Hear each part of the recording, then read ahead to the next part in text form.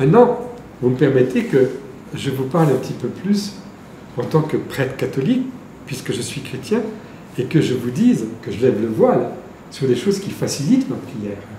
La première chose que je vais vous dire, c'est que, comme je sais que c'est l'Esprit Saint qui prie en moi, le matin, quand je me lève, j'ai tout de suite un élan de reconnaissance parce que ma pensée va vers Dieu.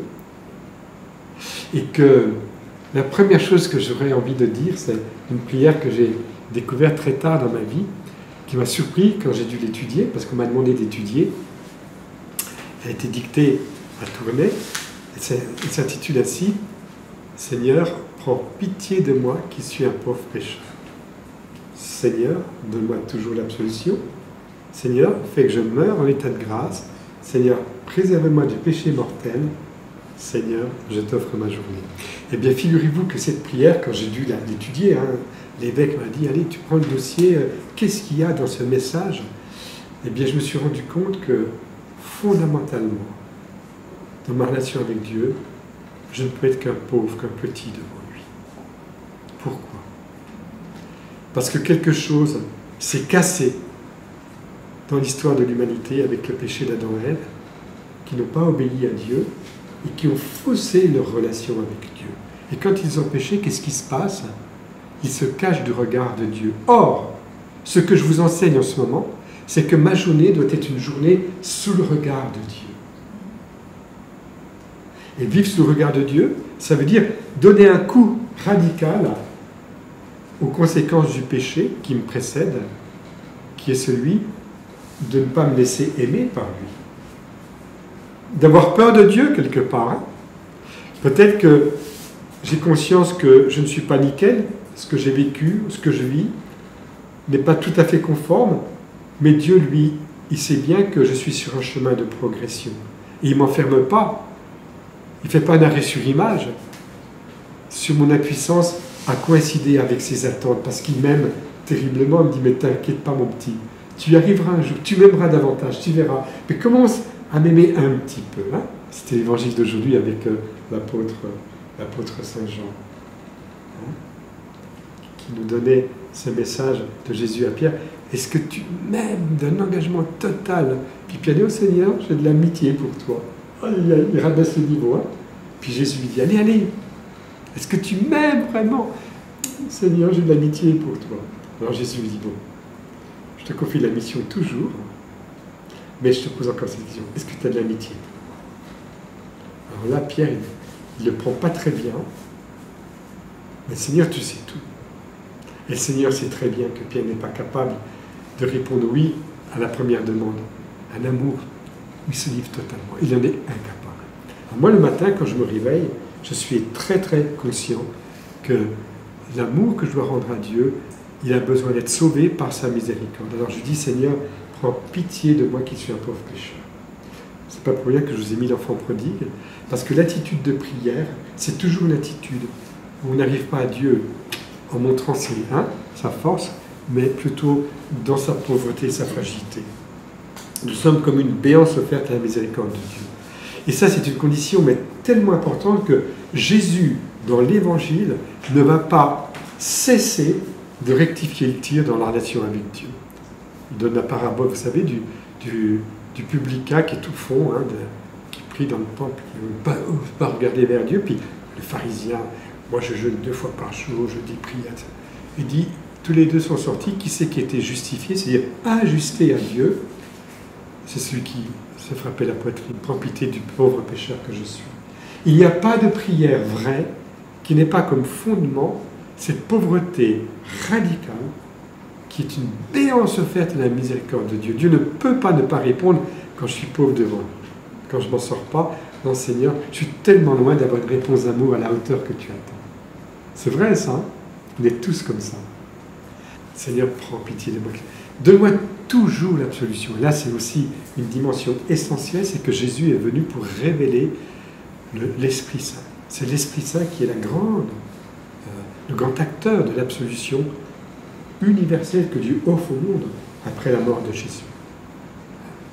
Et quand il dit à ses apôtres, recevez l'Esprit Saint, tous ceux à qui vous remettrez leurs fautes, elles leur seront remises.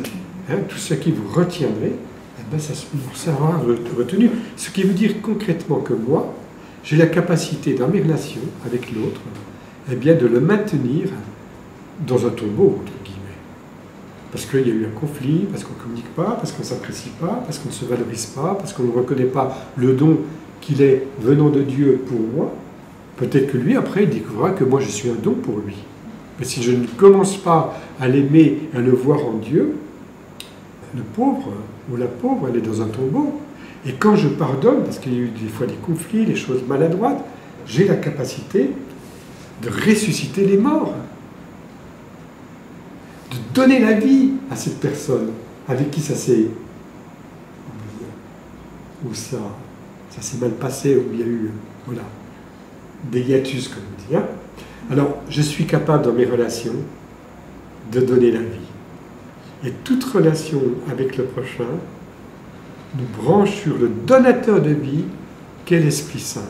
Donc, la prière, elle est essentiellement une attitude de réceptivité dans la miséricorde de Dieu qui reprend tout en moi pour tout renouveler dans ma relation avec lui-même, mon Dieu, et avec les autres. Seigneur, prends pitié de moi qui suis un pauvre pécheur, donne-moi toujours l'absolution. Et le mot-clé, c'est « fais que je meure en état de grâce ». La prière, c'est développer en moi l'état de grâce, l'état d'amour. Pourquoi? Parce que la prière, c'est le don par excellence d'un amour en moi qui est un germe de vie qui, surtout à partir du baptême, parce que le baptême c'est le grand basculement évidemment pour moi qui suis chrétien, va me donner ma stature d'éternité. Ce qui fait que l'amour qui est en moi, qui est un amour créé, qui vient de Dieu, mais il est de l'ordre de l'incréé en même temps, hein, c'est du divin en moi. Ce divin en moi, il va me donner ma personnalité d'éternité.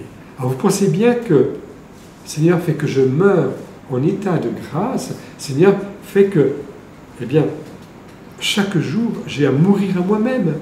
Hein, Carlo Acutis qui disait, non pas moi, je, mais Dieu. Mourir à soi-même pour s'ouvrir à la volonté du Père, à la sanctification du nom du Père. Père, que ton nom soit sanctifié, c'est une telle demande, ça veut dire que découvrir que Abba, Papa, c'est le nom de Dieu qui m'est confié par l'Esprit Saint, par des gémissements ineffables, comme dit l'apôtre Paul, mais entrer là-dedans, mais quelle aventure! C'est extraordinaire. Abba, Papa! Quand une maman apprend à son fils à dire papa, quand le père revient du travail le soir, le papa, ben, il est bouleversé, quoi. Hein. Il voit son petit gamin qui ne sait pas parler, qui dit « Ah, papa, papa, papa !»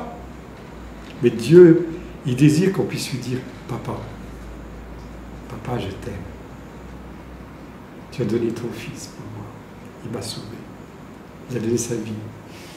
Et il m'invite à l'accompagner dans cette réalité-là, à accompagner Jésus dans mon mystère de Pâques, où je dois mourir à moi-même. Et puis un jour, ce sera véritablement le jour de ma mort. Mais le jour de ma mort, ça sera quelque chose qui viendra comme un fruit mûr de toute une histoire où j'ai consenti à mourir à moi-même pour m'ouvrir à la vie nouvelle dans l'esprit et laisser de côté progressivement, comme dit saint Paul, le vieil homme. Donc, fait que je meurs en état de grâce parce que l'état de grâce, c'est la situation qui est contemplée par l'ange quand il rencontre la Vierge Marie. Marie est tout amour. On peut traduire « Réjouis-toi, toi qui es tout amour en permanence depuis le départ et sans cesse en croissance. » Et Dieu me veut tout amour. Donc ça, c'est l'état de prière. Et le Père Alter, qui est un prêtre marianiste, il enseignait régulièrement cette petite phrase. Vous savez, il ne s'agit pas d'entrer dans des tas de prières. Et pourtant, lui-même enseignait le « Je vous salue Marie », le « Souvenez-vous », etc. et d'autres prières. Hein. Auguste Lune des cieux, les petites prières à l'Esprit Saint. Bon. Mais, attention, la grande aventure, c'est d'entrer dans un état de prière. Et l'état de prière, c'est quelque chose qui fait que toute ta journée, c'est pas seulement des petits pointillés, tac, après je bosse, après je prends un temps de prière, je bosse de nouveau, Non, non, ça peut être une ligne droite dans ma journée. Parce que je suis dans un état d'offrande, un état d'amour, un état de reconnaissance. D'ailleurs, je vais même vous dire que une des marques que je suis en état de prière, c'est quand je suis détourné de mes petits soucis, et puis que la reconnaissance et la bénédiction et l'action de grâce l'emportent sur tout le reste, parce que le Seigneur m'a fait prendre de la hauteur. Alors ça, c'est vraiment le grand cadeau dans notre journée. Et nous voudrions apprendre à prier à la suite de ces grands témoins de la foi. Adam et Ève ont été faussés dans leur relation avec Dieu, et ils découvrent alors quelque chose d'inouï, c'est que Dieu va être à leur recherche.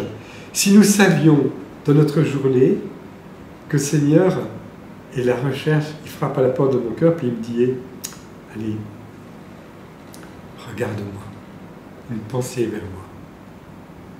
Dis-moi que tu m'aimes. Il faut se laisser surprendre par cette attente de Dieu en moi. Et dis-moi que tu m'aimes quand je suis caché dans ton prochain. Dis-moi que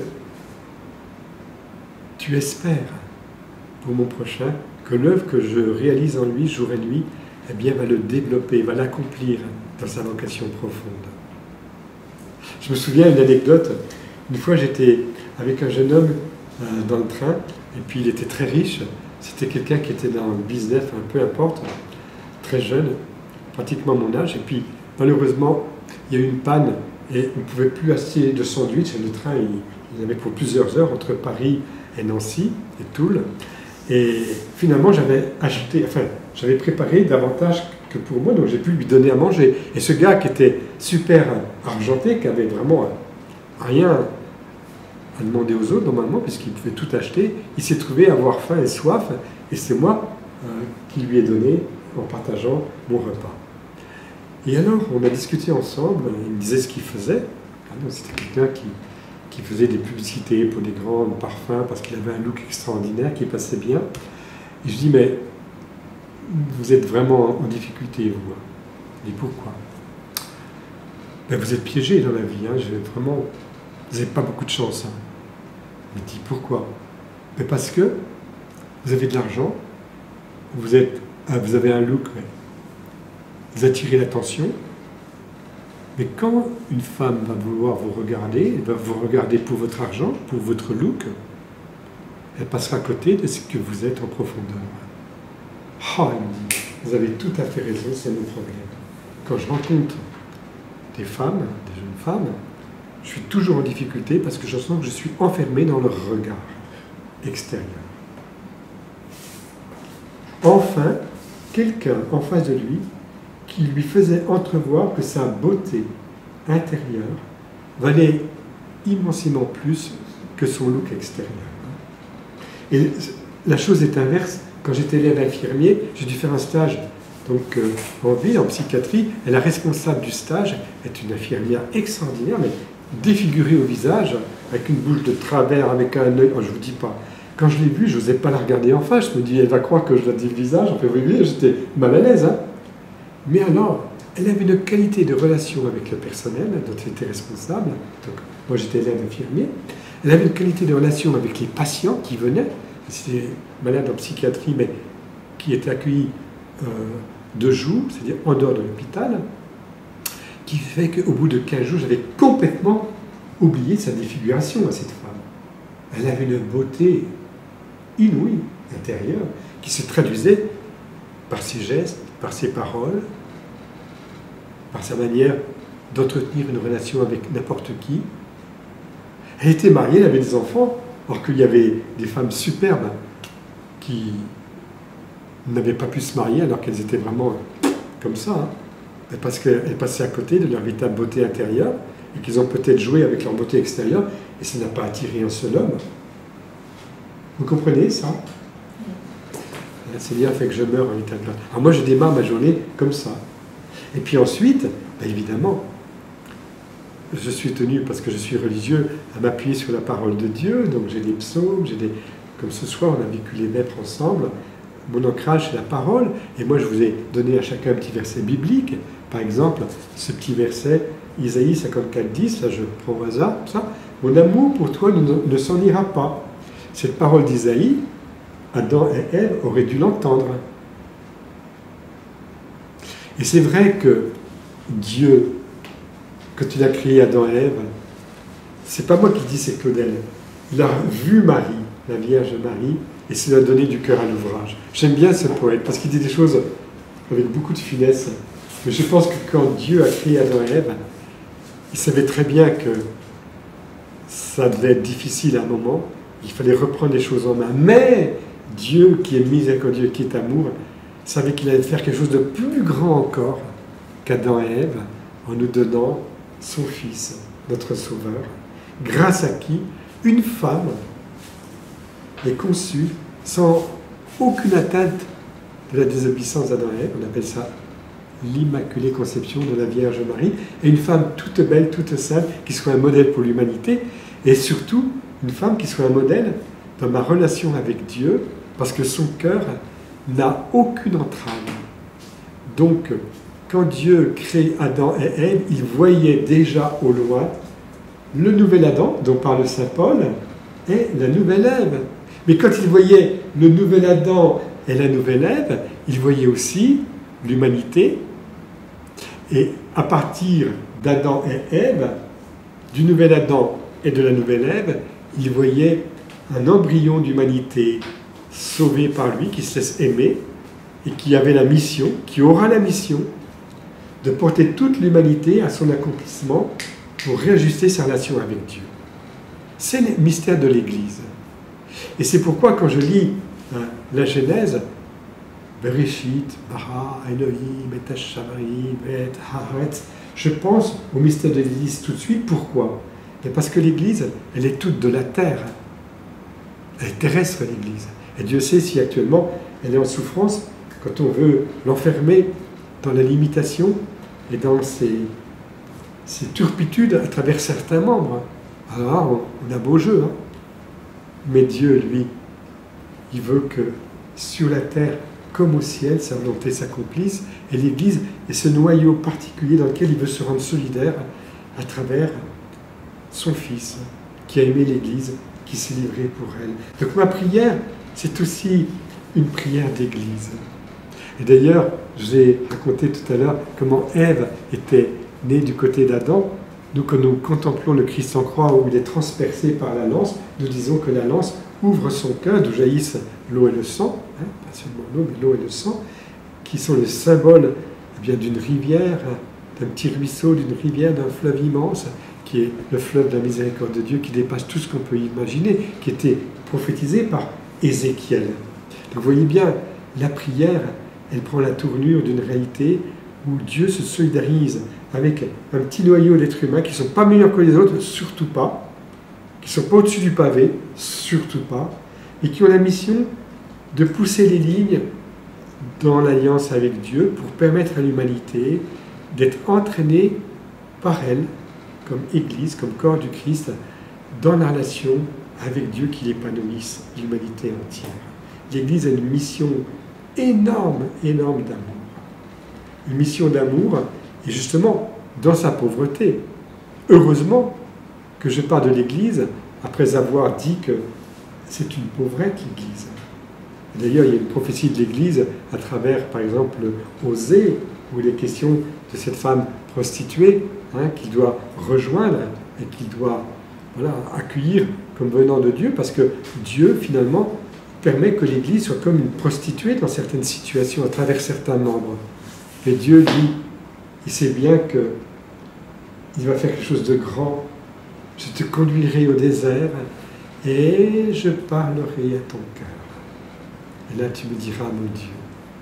Et voyez, quand vous entrez dans la prière, mettez-vous toujours du côté de Marie-Madeleine, de la prostituée de l'Évangile, du côté de Zachée. Il me faut descendre chez toi, hein, le publicain, du côté de Matthieu, de tous ceux que Jésus rencontre pour leur permettre d'accéder à partir de la pauvreté de leurs péchés, de leurs ornières, de se laisser agripper par lui pour pouvoir connaître un nouveau départ. Et ça, c'est énorme, hein, ce que je vous dis. Hein. Alors, vous voyez, la prière, elle me conduit à une relation avec Dieu qui entraîne également toute l'humanité. Je crois que c'est Thérèse d'Avila qui disait « Toute âme qui s'élève, élève le monde ». Mais vous vous rendez compte, quand je fais une démarche de prière, je ne me rends pas nécessairement compte du rayonnement qu'elle a partout. Même si je suis coincé dans un endroit, il ne se passe pas grand-chose, apparemment. Et je ne prends pas la parole énormément, je ne suis pas quelqu'un de très connu comme certains pasteurs.